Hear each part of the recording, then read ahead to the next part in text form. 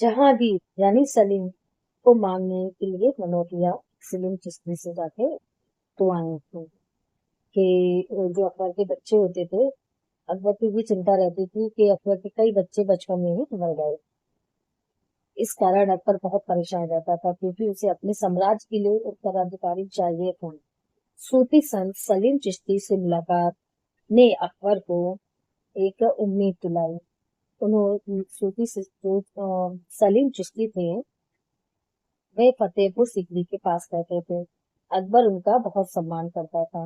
भविष्यवाणी हुई थी, भविष्यवाणी कथा कहा जाता है कि सलीम चिश्ती ने अकबर से कहा, तुम्हें पुत्र प्राप्त होगा। अच्छा, सलीम का नाम सलीम क्यों पड़ा, ये देखो ना, सलीम चिश्ती नाम है वो। इस भविष्यवाणी के बाद अकबर ने दुआएं मांगी, मनौतियां मांगी, कई बार पैदल दरगाह तक यात्रा की। सलीम अब भाई सलीम हो गया, सलीम का जन्म हुआ। 1569 में अकबर के यहाँ पुत्र पैदा हुआ, उसका नाम सलीम रखा गया, जो कि सलीम चिश्ती के नाम से रखा गया, जो आगे चलकर जहांगीर बना। फतेहपुर सीकरी क्यों बसाया गया? फतेहपुर सीकरी इसलिए बसाया गया, उसको राजधानी इसलिए बनाया गया क्योंकि वहाँ सलीम चिश्ती रहते थे। अकबर उस स्थान को शुभ मानता था। सलीम चिश्ती की वहाँ दरगाह थी। आज भी फतेहपुर सीकरी में टॉम बॉक्स सलीम चिश्ती है, जो कि बहुत फेमस है। लोग वहाँ मनौतियां मांगते हैं, संतान प्राप्ति की प्रार्थना करते हैं और जाते हैं। इतिहास में जोधाबाई और मरियम उज जमानी, इनमें भी मतभेद है। कुछ लोग कहते हैं कि जोधा और मरियम उजमानी दोनों ही एक है, बट कुछ इतिहासकार उन्हें अलग भी मानते हैं। तो असल में कई इतिहासकार कहते हैं कि दोनों नाम की एक ही महारानी के लिए इस्तेमाल किया गया है। जोधाबाई नाम बाद में समय के साथ अधिक प्रसिद्ध हुआ। मरियम उस्मानी कौन थी? वह आमेर के राजपूत राजा बहरमल की बेटी थी। उनका विवाह अकबर से 1562 में हुआ था। उन्होंने जहांगीर को जन्म दिया। अकबर ने उन्हें मरियम उज अमानी की उपाधि से नवाजा। दुनिया की मरियम इसका मतलब है यह सम्मानित महारानी। वे बहुत प्रभावशाली और बुद्धिमान रानी मानी जाती थी। उनका खुद का भी अपना व्यवहार चलता था, जिस उनके जो जहाज थे हज यात्रियों को ले जाते थे। अब जोधा भाई और वो सेमी है, जैसा कि अभी हमें पता चला है, दोनों अलग नहीं थी। लेकिन हम इसके बारे में भी क्लियर नहीं कह सकते कि सबके अलग अलग मत है इस बारे में लेके। महामंगा के बारे में बात की हमने, बैरम खां के बारे में बात की। हाँ, अच्छा, जब महामंगा और क्योंकि अकबर के राज में औरतों का बहुत इन्फ्लुएंस रहा अकबर की राजनीति पे, तो एक टाइम पे इतिहासकारों ने इसको पेटीकोट गवर्नमेंट भी कहा है, क्योंकि जो औरतों की बहुत ज्यादा उसमें क्या कहते हैं उसको, चलती थी। शासन पर महिलाओं और हरम के लोगों का प्रभाव बढ़ गया था, इसलिए इसको पेटीकोट गवर्नमेंट कहा गया था। अच्छा, अब अजम खान थे भाई, जिन्हें सजाए मौत दी थी। कहाँ से? किले से फेंक दिया गया था। तो वो महामंगा का बेटा था, अभी हम लोग ने बात की है, और अकबर का मुंह बोला भाई था। तो भाई हम जो आदम खां था, तो मुंह बोला भाई था, वो खुद यही सोचने लगा था कि मैं भी सत्ता का बराबर से हकदार हूँ। वह बहादुर सेनापति था, लेकिन बहुत घमंडी और महत्वाकांक्षी था। उसने मालवा विजय में महत्वपूर्ण भूमिका निभाई, लेकिन बाद में वह सत्ता के लालच में गलत रास्ते पर चल पड़ा। और फिर क्या हुआ? अदम की हत्या क्यों हुई? अदम खान ने अकबर के प्रिय मंत्री आतगा खान की हत्या कर दी। यह घटना अकबर को बहुत क्रोधित कर गई, क्योंकि आतगा खान अकबर के विश्वास पात्र थे। दरबार में हत्या करना बहुत बड़ा अपराध था। अदम खान सत्ता हथियाना चाहता था, तो अकबर ने क्या सजा दी? अकबर ने तुरंत अदम खान को पकड़ने का आदेश दिया और अदम खान को आगरा किले की ऊंची दीवार से नीचे फेंकवा दिया। पहली बार गिरने पर वह पूरी तरह नहीं मरा। तब अकबर ने दोबारा उसे किले से नीचे फेंकने का आदेश दिया। दूसरी बार में उसकी मृत्यु हो गई। ये घटना दिखाती है कि अकबर न्याय और अनुशासन के मामले में बहुत कठोर था। महामंगा पर इसका प्रभाव ये पड़ा कि अपने भाई बेटे की मृत्यु महामंगा ने देखी, तो वो ये सब सहन नहीं कर सकी। उनका स्वास्थ्य तेजी से गिरने लगा, वह मानसिक रूप से टूट गई। कुछ ही महीनों बाद उनकी मृत्यु हो गई। इस घटना के बाद अकबर ने स्वयं शासन की पूरी बागडोर अपने हाथ में ले ली और दूसरों के प्रभाव से बाहर निकल आया। महामंगा ने दिल्ली में एक प्रसिद्ध इमारत बनवाई थी, जिसका नाम था खैरुल मंजिल, जो आज भी है। बैरम खां का क्या हुआ था कि बैरम खां अभी मैंने बताया था कि अकबर के गार्जियन थे। फिर क्या हुआ, जब अकबर बड़े हुए तो महामंगा ने अकबर को बैरम खां के खिलाफ कर दिया, क्योंकि महामंगा को लगता था कि अकबर जो है बैरम खां की बात ज्यादा सुनते हैं, तो उन्होंने अकबर को बैरम खां के खिलाफ कर दिया। इसके बाद अकबर ने बैरम खां को सत्ता से हटा दिया। इससे महामंगा का प्रभाव और बढ़ गया। हुआ, जो बैरम खां थे मुगल साम्राज्य के सबसे महान सेनापतियों और वजीरों में से एक थे। वे मूल रूप से तुर्कमान से थे और उन्होंने पहले हुमायूं की सेवा की, फिर बाद में अकबर के गार्जियन और सलाहकार बने। जब हुमायूं की मृत्यु हुई तब अकबर केवल 13 साल के थे। उस समय पूरे मुगल साम्राज्य को संभालने की जिम्मेदारी बैरम खान ने उठाई, इसलिए उन्हें अकबर का शिक्षक और संरक्षक भी कहा जाता है। बैरम खान की सबसे बड़ी उपलब्धि थी कि जो पानीपत की दूसरी लड़ाई थी 1556 में, जिसमें हिंदू राजा हेमू विक्रमादित्य ने दिल्ली पर कब्जा कर लिया था, तो फिर वही बैरम खान के नेतृत्व में ही वो लड़ाई जीती गई थी। और अगर वो युद्ध न जीता जाता तो सोचो कि हमारी इंडिया की हिस्ट्री ही अलग होती और जो मुगल साम्राज्य होता वहां से ही खत्म हो जाता। तो इस विजय के बाद बैरम खां की शक्ति और बढ़ गई और उन्हें खाने खाना की उपाधि मिली। अकबर और बैरम खां के बीच मतभेद क्यों हुए? जैसे जैसे अकबर बड़े हो रहे थे, वे खुद शासन करना चाहते थे। दरबार के कुछ लोग भी बैरम खान से जलते थे और अकबर के कान भरने लगे। उन्हें लगता था कि बैरम खां अकबर के द्वारा खुद शासन कर रहे हैं। तो धीरे धीरे अकबर और बैरम खां के संबंध खराब हो गए। 1560 में अकबर ने बैरम खां को पद से हटाकर 3 विकल्प दिए। 3 विकल्प क्या क्या थे? दरबार में रहो, किसी सूबे का शासन संभालो, या फिर मक्का की यात्रा पर चले जाओ, यानी हज की यात्रा पर चले जाओ। बैरम खान ने हज पर जाने का निर्णय लिया। बैरम खां का अंत कैसे हुआ? 1561 में जब बैरम खां गुजरात के पाटन से होकर मक्का जा रहे थे, तब एक अफगान सरदार मुबारक खान लोहानी ने उसकी हत्या कर दी। कहा जाता है कि बैरम खान ने पहले उसके पिता को युद्ध में मार दिया था, इसलिए उसने बदला लिया। इस प्रकार मुगल साम्राज्य के महान सेनापति का दुखद अंत हो गया। अब उसकी मृत्यु के बाद क्या हुआ? बैरम खान की पत्नी सलीमा सुल्तान बेगम, जो अकबर थे, तो बैरम खान की पत्नी थी सलीमा सुल्तान बेगम, अकबर ने उनसे विवाह कर लिया। उनके बेटे अब्दुल रहीम खाने खाना बड़े होकर अकबर के नवरत्नों में शामिल हुए। रहीम हिंदी के प्रसिद्ध दोहाकार भी थे। जो रहीम के हम लोग दोहे पढ़ते हैं ना, वो यही रहीम है। रहीम का एक प्रसिद्ध दोहा है, रहीमन धागा प्रेम का, मत तोड़ो चक्काए, टूटे से फिर ना जुड़े गांठ पड़ जाए। ये हम में से 80 से 90% लोगों ने पढ़ा होगा, मे बी 99% लोगों ने। तो यही वो रहीम है जिनके हम दोहे पढ़ते हैं। कबीर और रहीम, कबीर के दोहे, रहीम के दोहे। यहाँ ये रहीम की बात होती है, जो रहीम अकबर के नवरत्नों में से एक थे। चलो अब बैरम खान के पास फिर से आ जाओ। बैरम खान की सबसे बड़ी उपलब्धि वही थी कि पानीपत, लेकिन वहां पे उन्होंने एक बहुत इंपॉर्टेंट रोल प्ले किया, तो ये उनकी सबसे बड़ी उपलब्धि थी। अगर ये युद्ध नहीं जीत पाते तो शायद मुगल साम्राज्य दोबारा स्थापित ही नहीं हो पाता, क्योंकि हुमायूं भी इसी तरह से आते जाते रहे और अकबर भी स्टार्टिंग उनकी ऐसे ही हुई। ओके, तो अब इस विजय के बाद बैरम खान की शक्ति, वो तो खाने खाने की उपाधि मिली। अच्छा, बैरम खान को इतिहास में इसलिए याद किया जाता है क्योंकि उन्होंने हुमायूं की कठिन समय में मदद की। वो हुमायूं के साथ रहे, उनका साथ नहीं छोड़ा। अकबर को सिंहासन पर सुरक्षित बैठाया, पानीपत की दूसरी लड़ाई जिताई, मुगल साम्राज्य को टूटने से बचाया। वे अकबर के शुरुआती शासन के सबसे महत्वपूर्ण व्यक्ति माने जाते हैं। ओके, अब कुछ बात करते हैं अनारकली के बारे में। बहुत सुना है कि ये अनारकली सच में थी भी या नहीं, ये भी एक बड़ा क्वेश्चन रहता है सबके मन में। तो अनारकली के बारे में इतिहास में कई कहानियां और विवाद मिलते हैं। कुछ लोक कथाओं और फिल्मों के अनुसार अनारकली एक बहुत सुंदर नर्तकी कनीज, मतलब या तो वो डांस करने वाली या फिर जो सर्वेंट होती हैं उनके लिए ये बात हो रही है। कहा जाता है कि मुगल बादशाह अकबर के बेटे जहांगीर उनसे प्रेम करते थे।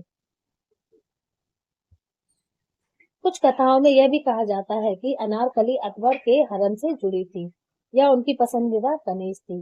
बाद में अकबर को सलीम और अनारकली का प्रेम पसंद नहीं आया।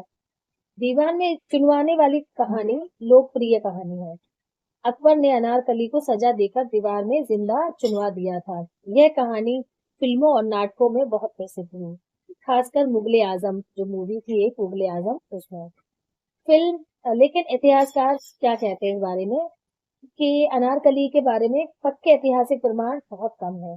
कई इतिहासकार मानते हैं कि अनारकली की कहानी अधिकतर लोक कथा हो सकती है या फिर दंत कथा, मतलब जो हम लोग खुद ही बातें बना लेते हैं इस तरह से धीरे धीरे वो कहानियां बनने लगती हैं। एक ब्रिटिश यात्री थे विलियम्स फिंच, उन्होंने पहली बार इस कहानी का उल्लेख किया था, इसलिए यह पूरी तरह से सत्य मानी जाए ऐसा जरूरी नहीं है। अनारकली वास्तव में कौन थी यह आज भी विवाद का विषय है। उसे कभी अकबर की पत्नी, कभी कनीज, कभी सलीम की प्रेमिका बताया जाता है। सबसे प्रसिद्ध कहानी सलीम और अनारकली के प्रेम की है, लेकिन उसके पूरे ऐतिहासिक प्रमाण नहीं मिले हैं। अब अनारकली की बात हो गई तो अब अकबर के नौरत्नों की भी बात करते हैं। तो अकबर के मन में नौरत्न रखने का विचार मुख्य रूप से प्राचीन भारतीय परंपरा और राजा विक्रमादित्य के दरबार से प्रेरित था। इस आइडिया के पीछे की प्रमुख बातें ऐसी हैं कि प्राचीन भारतीय ये अवधारणा भारतीय इतिहास से पहले से मौजूद थी। यहाँ के राजा अपने दरबार को प्रबुद्ध व्यक्तियों, फेमस जो अलग अलग चीजों में एक्सपर्ट हों, विद्वानों और कलाकारों से सजाते थे। पौराणिक कथाओं में राजा विक्रमादित्य के दरबार में कालिदास और बेताल भट्ट सहित 9 रत्न होने का उल्लेख मिलता है। दक्षिण भारतीय राजाओं की परंपरा से अकबर ने संभवतः दक्षिण भारत के राजाओं से यह प्रेरणा ली, जैसे कि राजा कृष्णदेव राय, जिनके आठ जिनके अष्ट दिग्गज यानी 8 विद्वान थे। गुणवत्ता विशेषता अकबर का विशेष उद्देश्य प्रशासन, कला, संगीत और युद्ध नीति में सर्वश्रेष्ठ लोगों को अपने पास रखना चाहता था। वो चाहता था कि उसके पास जो बेस्ट हो वो साथ में रहे। उसके शासन को सुदृढ़ यानी मजबूत कर सके, सांस्कृतिक समावेश हो, सब मिक्सचर हो, सब चीजें बराबर हो। यह नवरत्न अवधारणा सभी धर्मों और क्षेत्रों के विद्वानों को एक साथ लाने के लिए एक पहल थी। जो दीन इलाही था उससे भी कुछ स्टार्टिंग उसी के लिए भी हो सकती है। जो दीन इलाही था उसको स्थापित करने की अकबर की नीति का एक हिस्सा थी। अकबर के दरबार में बीरबल, तानसेन, अबुल फजल, फैजी, टोडरमल, मान सिंह जैसे विभिन्न क्षेत्रों के महारथी शामिल थे, जिन्हें नवरत्न कहा गया है। नौ रत्न जिनमें कालिदास और बैताल भट्ट प्रमुख है। ये तो अकबर के नहीं थे, ये हम भाई उनकी विक्रमादित्य की बात कर रहे हैं। लेकिन जो अकबर के थे वो अबू फजल, इब्न मुबारक, राजा टोडरमल, अब्दुल रहीम खाने खाना, राजा बीरबल, ओके और भी थे, लेकिन अभी इतने इनके बारे में आगे बात करेंगे। अकबर के नवरत्नों में शामिल बीरबल से मुगल सम्राट की दोस्ती थी। बीरबल का जो असली नाम था, उनका नाम था महेश दास। और जो ये बीरबल की उपाधि उन्हें इस वजह से मिली थी कि जो इनका नाम है बीरबल, ये उनकी उपाधि थी, जिसकी वजह से उनका जो हम असली नाम है वो हम भुला बैठे हैं। बीरबल के बारे में कहा जाता है कि वह राजा मानसिंह, अब्दुल रहीम खाने खाना, फकीर अजियाओ और मुल्ला दो प्याजा अकबर के नवरत्न केवल विद्वान ही नहीं थे, बल्कि मुगल साम्राज्य की शक्ति और संस्कृति के स्तंभ माने जाते थे। उनकी मृत्यु अलग अलग परिस्थितियों में हुई। किनकी? नवरत्नों की। उनकी मृत्यु भी देखते हैं। तो पहले बीरबल से ही शुरू करते हैं, जिनका नाम था महेश दास। अब बीरबल इसलिए जानते हैं, उन्हें एक उपाधि मिली थी और अकबर बीरबल जो किस्से वगैरह सुनते शुरू से ही बचपन से, तो उन्हें हम बीरबल ही जानते हैं। उनकी मृत्यु कैसे हुई? तो 1586 में उत्तर पश्चिम सीमा, जो आज पाकिस्तान का हिस्सा, पाकिस्तान और अफगानिस्तान का हिस्सा है, में यूसुफ जाई कबीले के खिलाफ युद्ध में मारे गए थे। खास बात यह थी कि बीरबल सैनिक नहीं थे भाई, वो तो नवरत्नों में से एक थे। फिर भी अकबर ने उन्हें अभियान पर भेजा, मे भी कोई सजा अजा दी हो। पहाड़ी इलाके में मुगल सेना पर अचानक हमला हुआ। बीरबल की लाश तक ठीक से नहीं मिल सकी। बताओ, ऐसा अंत हुआ बीरबल का। अकबर को उनकी मृत्यु का बहुत बड़ा दुख हुआ। बहुत बड़ा दुख हुआ तो पहुंचाया क्यों था? तानसेन। बचपन का नाम राम तनु पांडे था। तानसेन की उपाधि ग्वालियर के राजा मान सिंह तोमर या फिर राजा विक्रमादित्य द्वारा दी गई थी। चलो, और मृत्यु कब हुई इनकी? लगभग 1589। बीमारी और वृद्धावस्था के कारण बूढ़े हो गए थे ना, तो उनकी एज पूरी हो गई थी, तो उस वजह से उनकी मृत्यु हो गई। कहते हैं उन्होंने दीपक राखी। एक बात किसके लिए हो रही है? ये बात हो रही है तानसेन के बारे में, कि कहते हैं कि उन्होंने दीपक राग गाया जिससे शरीर में अत्यधिक गर्मी पैदा हो गई। अब ऐसा क्या होता है? बट ये एक अतिशयोक्ति है। हालांकि यह एक लोक कथा मानी जाती है, ऐतिहासिक प्रमाण नहीं है। अब अबुल फजल। अकबर नामा आईने अकबरी बुक्स जिन्होंने लिखी है, अबुल फजल ये राइटर थे। इनकी मौत कैसे हुई? 1602 में उनकी हत्या कर दी गई। किसने करवाई? बताया था, चलो फिर एक बार बताती हूँ। माना जाता है कि अकबर के बेटे जहांगीर, जो सलीम थे, जिनका नाम सलीम चिश्ती के नाम पे रखा हुआ था, वो उनके बेटे, उन्हीं को मेन माना जाता। तो उन्होंने उनकी हत्या किससे करा दी? राजा बुंदेला राजा वीर सिंह देव ने उनसे हत्या करवा दी सलीम। कारण क्या था? कि सलीम को ये लगता था कि अबुल फजल अकबर के बेहद करीबी है, और ये अकबर को सलीम के बारे में क्या कहते हैं उसको, उनके कान भरते हैं। अब फैजी। अबुल फजल के बड़े भाई थे फैजी। मृत्यु कैसे हुई? 1595 में बीमारी के कारण उनकी मृत्यु हो गई। खास बात क्या थी? वे अबुल फजल के बड़े भाई थे और फारसी कविता तथा शिक्षा के महान विद्वान थे। अब राजा टोडरमल। इनका नाम था अल टंडन माना जाता है, और ये वित्त मंत्री थे। मृत्यु 1589 में वृद्धावस्था और बीमारी के कारण हुई। योगदान क्या था? उन्होंने मुगल कर व्यवस्था को व्यवस्थापित किया, जिसे बाद में भी अपनाया गया। अब राजा मान सिंह। उनकी मृत्यु 1614 में प्राकृतिक कारणों से हुई। खास बात कि अकबर के सबसे भरोसेमंद सेनापतियों में से एक थे। उन्होंने कई बड़े युद्ध जीते। अब्दुल रहीम खाने खाना।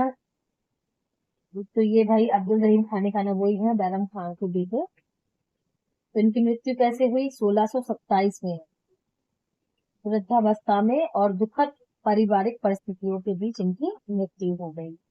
वे महान कवि थे, रहीमदास। उनके कई बेटे राजनीतिक संघर्षों में मारे गए, जिससे वे बहुत दुखी थे। फकीर अजियाउद्दीन महारानी रंजीत सिंह के दरबार में महाराज रणजीत सिंह के दरबार में थे। मुस्लिम ये चिकित्सक थे। फिर उनकी मृत्यु कैसे हुई? ये बहुत कम ऐतिहासिक इनके बारे में जानकारी मिलती है, कोई खास प्रमाण नहीं। माना जाता है कि इनकी मृत्यु प्राकृतिक कारणों से हुई, और कुछ ज्यादा नहीं पता। मुल्ला दो प्याजा। इनके बारे में इतिहास में स्पष्ट प्रमाण नहीं है। कई इतिहासकार मानते हैं कि वे वास्तविक व्यक्ति थे ही, कि बस एक कैरेक्टर रच दिया गया कहानी को इंटरेस्टिंग है, बल्कि लोक कथाओं में जोड़ा गया एक काल्पनिक चरित्र हो सकते हैं, जिससे इंटरेस्टिंग हो जाए कहानी। सबसे दुखद मृत्यु किसकी मानी जाती है? अधिकांश इतिहासकार बीरबल और अबुल फजल की मृत्यु को सबसे दुखद मानते हैं, क्योंकि एक युद्ध में मारे गए और दूसरे की हत्या कर दी। दोनों घटनाओं ने अकबर को गहरा मानसिक आघात पहुंचाया। अकबर की कई बेगमें थी, लेकिन इतिहास में कुछ प्रमुख बेगमों का ही विस्तार से उल्लेख मिलता है, और सारी जो बेगमें थी उनके अलग अलग कारणों से मृत्यु हुई। मरियम उजमानी। बेगमें तो ज्यादातर बीमारी और बुढ़ापे की वजह से ही मारी गई। जिन्हें अब जो मरियम उज़मानी थी, उन्हें आम बोलचाल की भाषा में जोधाबाई कहा जाता था। मृत्यु कैसे हुई? 1623 में प्राकृतिक कारणों और वृद्धावस्था के कारण मृत्यु हुई। खास बातें, वे आमेर के राजघराने से थी। वे शहजादे जहांगीर यानी सलीम की माता थी। अकबर उन्हें बहुत सम्मान देते थे।